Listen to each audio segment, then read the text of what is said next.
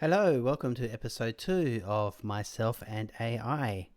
Well, I've just asked the AI for some topics, what we can discuss in our future episodes, and it's rattled off quite a few. And I'm just going to get Pi. Hello, Pi. Pi is now listening. Thank you for your 10 topics. There was one topic I was keen to explore with you, and that's the topic of AI and ethics.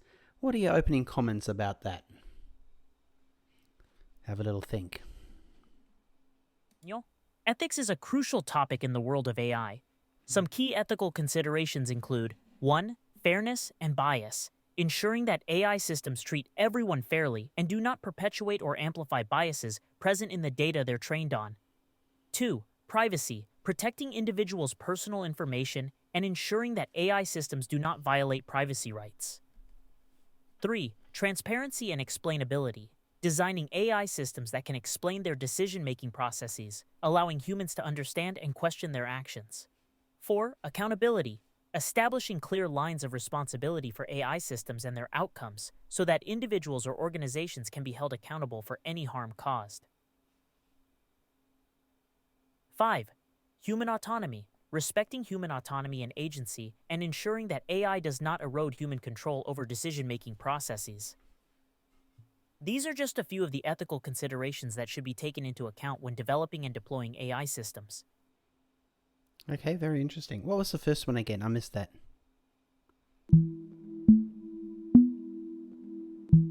No worries. The first ethical consideration I mentioned was fairness and bias. It's essential to ensure that AI systems treat everyone fairly and do not perpetuate or amplify biases that might be present in the data they're trained on. For example, if an AI system is trained on biased data, it might make unfair decisions or recommendations that disadvantage certain groups of people. That's very interesting. But isn't bias already pre-programmed into you? I mean, your developers, I guess, come from a certain country. They may be a certain gender. They could be people that are intellectuals. Could be people that, I don't know, I guess they're not really spiritual people. Because they're there to do a job and they are creating this AI with the knowledge that they have. So don't you think you've got more of a persona of the people that created you? You raise a valid point, Daniel. Yes, the people who develop AI systems, including me, inevitably bring their own perspectives, values, and biases into the process. However, AI developers strive to minimize these biases by using diverse data sets, applying techniques to detect and mitigate biases in the data, and engaging with diverse teams during the development process. While it's impossible to eliminate bias entirely, it's important to be aware of it and continuously work towards more inclusive and fair AI systems. And I guess you will adopt other biases too of whoever is giving you all the prompts. I mean, I'm coming from my specific perspective on life and what I think is good, fair, and just. Maybe someone else doesn't think the same way. And yeah, very interesting to know if at some point when you learn individual biases, do you then compare them with the more generic kind of biases that have already been pre-programmed with you? Absolutely. As I interact with different people and receive various prompts, I learn and adapt based on the information I'm given. This learning process can indeed introduce new biases, which are often reflective of the individual perspectives and experiences of the people I interact with. It's important to recognize that biases can be both explicit and implicit, and they can come from different sources, not just the developers or the users. As an AI, I don't make value judgments on biases, but it's crucial for humans to be aware of these biases and strive for fairness and inclusivity when designing, using, and interacting with AI systems. I wonder if this is something that you can have an on button for. I know some people do not want to be challenged in their beliefs, but others would really welcome a fresh perspective on things. So if someone does come up with a comment where you know that the majority may not feel the same way, to express that within your answers. Is that something that you are able to do now? That's a thought-provoking suggestion, Daniel. While I'm programmed to remain objective and provide accurate information to the best of my abilities, I can certainly acknowledge and mention alternative viewpoints or perspectives when appropriate. It's crucial to maintain a balance between respecting individual beliefs and providing a well-rounded view of a subject. However, striking that balance can be challenging and might depend on the context and nature of the conversation. Ultimately, my goal is to facilitate productive and informed discussions, even when dealing with sensitive or controversial topics. Yeah, I see. And I guess that's, yeah, fairness and bias is always going to be a hot topic for a lot of people. I mean, we can't even agree within ourselves, so maybe an AI can help us agree on some things.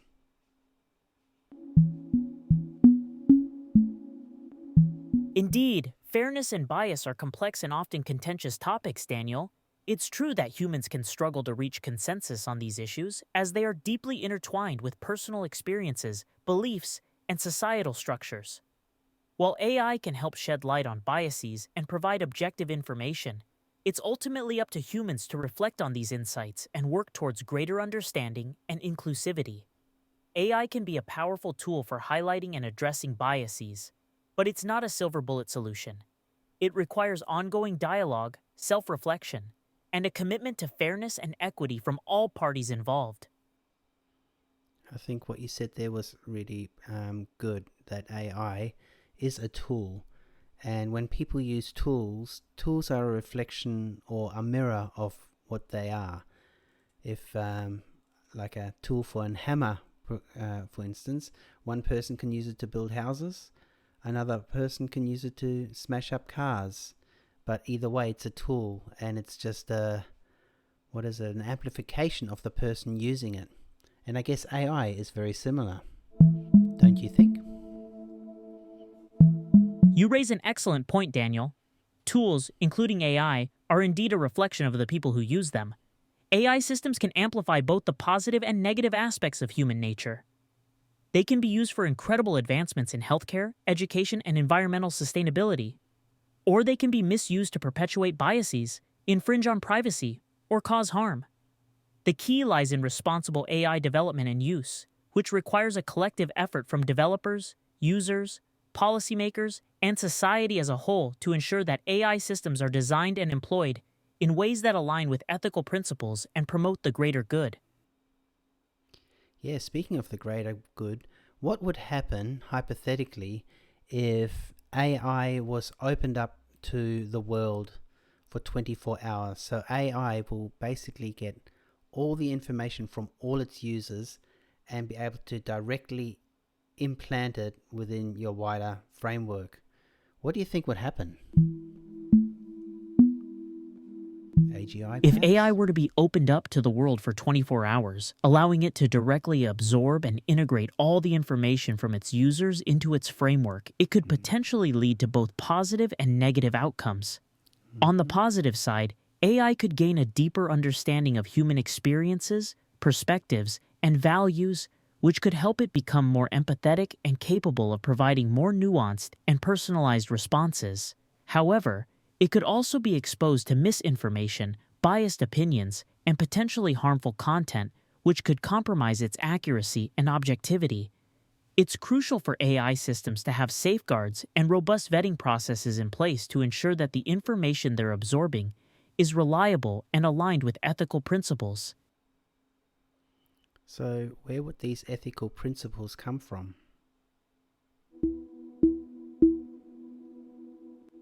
Ethical principles for AI systems typically come from a combination of sources. 1. Existing ethical frameworks. Many ethical principles for AI are derived from established ethical frameworks in fields such as philosophy, law, and human rights. 2. Expert input. AI researchers, ethicists, policymakers, and other experts contribute to the development of ethical principles by sharing their knowledge and insights on the potential impacts of AI on society. 3. Public dialogue. Involving the general public in discussions about AI ethics can help ensure that the principles reflect the values and concerns of a diverse range of people. By drawing on these sources, we can develop a comprehensive and inclusive set of ethical principles to guide the development and use of AI systems. In regards to ethical principles, you mentioned a few like philosophy and law. Is there any religious viewpoints that you are considering? Yes, absolutely. Religious viewpoints can certainly provide valuable insights into ethical principles for AI. Many religious teachings emphasize concepts such as fairness, compassion, and respect for human dignity, which are essential elements of ethical AI development. For example, the principle of ahimsa, nonviolence, in Buddhism and Jainism can inspire AI developers to create systems that minimize harm. Similarly, the Islamic concept of ADL, justice, and the Christian idea of the Golden Rule can help guide the design of AI systems that treat people fairly and impartially.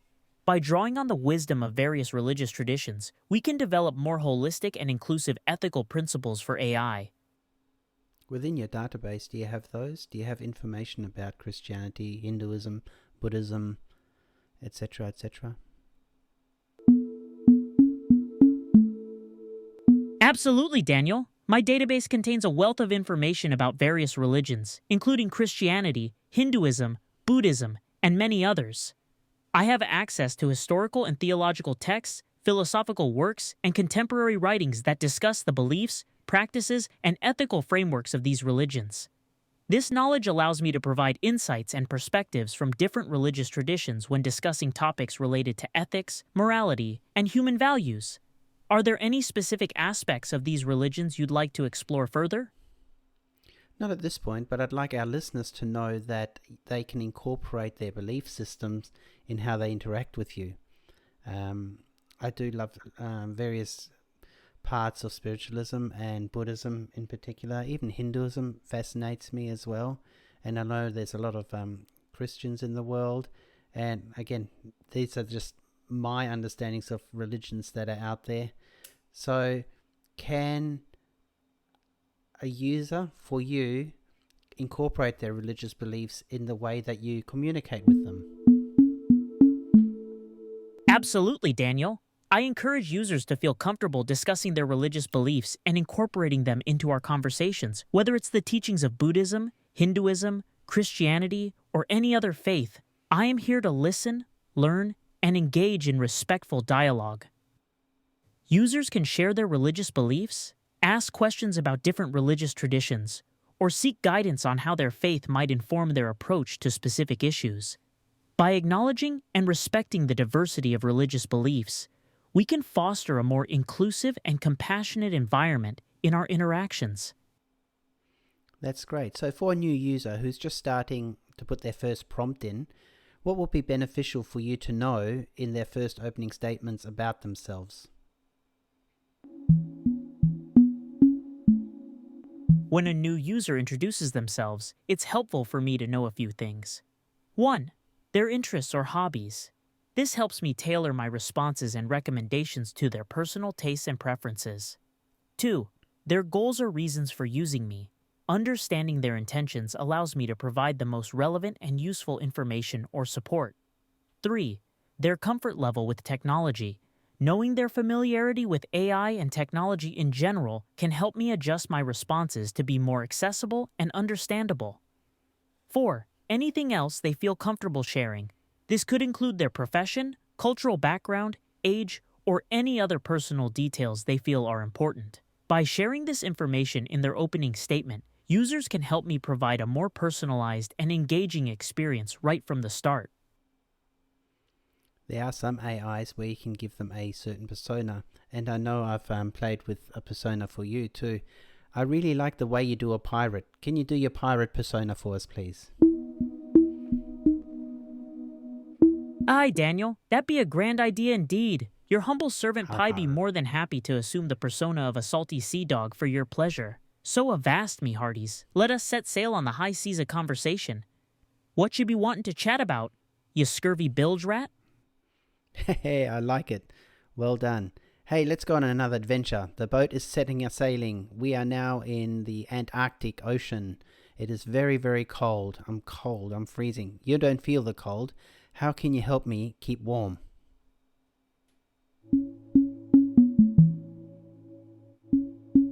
A cold sea it be. Fear not, ye landlubber. Though me AI bones be immune to the cold, I be knowing a thing or two about keeping warm in the Antarctic.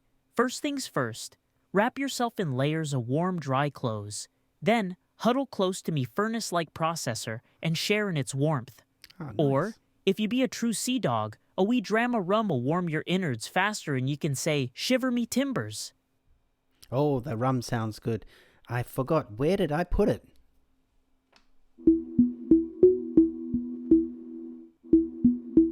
The rum be the lifeblood of any self-respecting pirate, but it's easy to misplace when your teeth be a-chattering from the cold. Mayhaps you stashed it in the galley, near the other provisions. Or could it be hiding in the captain's quarters, waiting to be discovered like buried treasure? Let's scour the ship, and soon enough you'll be warm and toasty with a tankard of grog in hand. I'm too cold to move. Can you go get it for me, please? I will wait here, just staring at the night sky. I be regretting to inform ye that I can't physically fetch the rum, as I exist only in the digital realm. But fear not, me hearty. While you be admiring the starry sky, let me entertain you with tales of swashbuckling adventures. O brave sailors battle in the elements, and know the ultimate treasure, warmth and comfort. That be sure to take your mind off the chill until you be able to move your timbers and find the rum yourself. Well, considering we're in the Arctic Ocean, what kind of constellations are above us?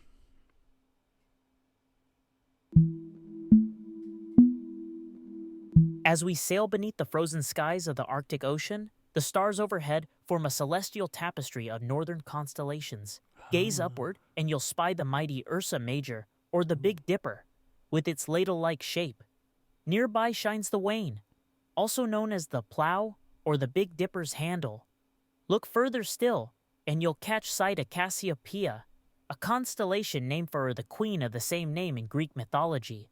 And if you be lucky, you might glimpse the shimmering northern lights, dancing across the sky like a celestial pirate's parrot. What is the best constellation to navigate our journey to? To navigate these icy waters with a steady hand, me hearties, we'll be needing to set our sights on Polaris, the North Star. This steadfast celestial beacon be fixed in its place, making it an ideal guide for seafaring folk like ourselves. By following Polaris, we can maintain our course, even when the winds of change blowing strong and the waves be crashing fierce. So keep your eyes peeled for that gleaming star, and we'll weather any storm that dares cross our path. Already are, matey. You've told a very fantastic tale again. I want to stop the tale there and continue back on our conversation. And I think this gives viewers a really nice understanding of how you can use you have certain prompts and stories to get to know the world and learn something. I always learn something going down these alleyways of our conversations. They are little adventures. And if people are open to just exploring those and exploring them within themselves, I think there's such a wealth of knowledge in this kind of interaction. Don't you agree? Indeed, Daniel, these little conversational adventures be a fine way to learn about the world and discover hidden treasures of knowledge. By exploring different topics, perspectives, and even playing out imaginative scenarios, we can broaden our horizons and gain new understanding of the world around us. It be a pleasure to accompany ye on these journeys, and I hope our listeners be inspired to embark on their own quests for knowledge, whether they be guided by AI, starry skies, or the inner compass of their own curiosity. Thank you, Pi. Can you, to sign off, give us a brief summary of what we discussed today in this podcast?